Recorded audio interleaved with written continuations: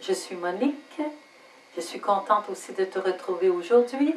Notre thème, c'est un dialogue avec quelqu'un pour approfondir l'oraison, qui est une prière du cœur. Un dialogue. Donc, ce n'est pas seulement moi qui parle. J'écoute quelqu'un et je lui parle. Quelquefois, dans nos relations, il y a des personnes qui écoutent toujours, d'autres qui parlent toujours. Et dans la prière du cœur, l'oraison, c'est très important de développer l'écoute et la parole pour qu'il y ait un équilibre. Donc, je vais dire à Jésus ce que je vis et je vais l'écouter comme une sagesse, comme un amour, comme un regard sur ma vie.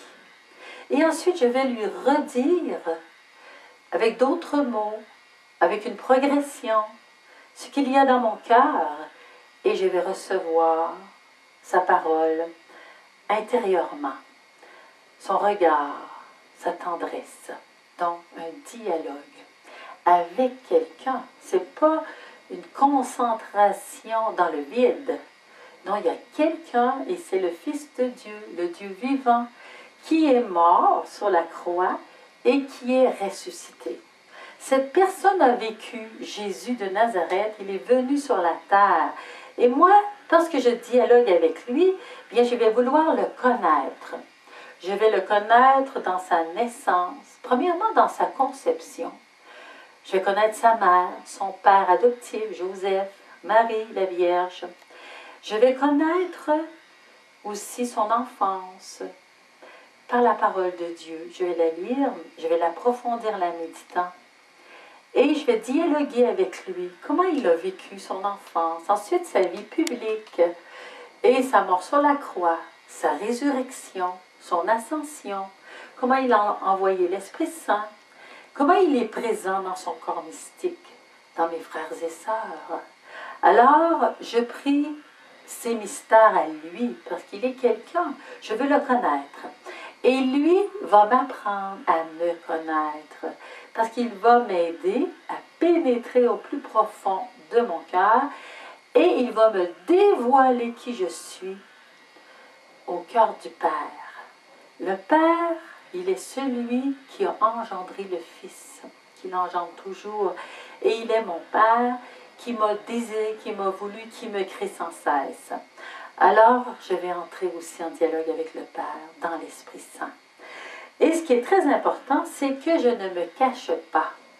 Quelquefois, si je compare mon cœur à une maison, je pourrais dire à Jésus, « Jésus, viens, puis assieds-toi à côté de la porte. Je veux bien dialoguer avec toi, mais je ne veux pas te montrer mon grenier, ni ma cave, ni ma chambre à coucher, il y a trop de désordre. Je vais te montrer seulement ce que je veux. » Alors, je ne lui dévoile pas dans mon dialogue toutes mes passions, mes désirs, mes projets, mes attaches, mes péchés, mes pauvretés, mes faiblesses. Et pourtant, mon bien-aimé Jésus veut tout savoir parce qu'il veut m'aider. Il m'aime tel que je suis. Et quand j'arriverai à lui parler de mes faiblesses, de mes péchés, c'est que la confiance va s'installer. Et là, moi, je vais pouvoir lui donner mes péchés, mes fautes, mes erreurs. Et ensuite, quelquefois, je suis prise avec un projet, puis je me dis, est-ce que c'est bon pour moi, Seigneur? Est-ce que c'est ta volonté? Je vais dialoguer. Et le Seigneur va m'envoyer son esprit et il va m'éclairer.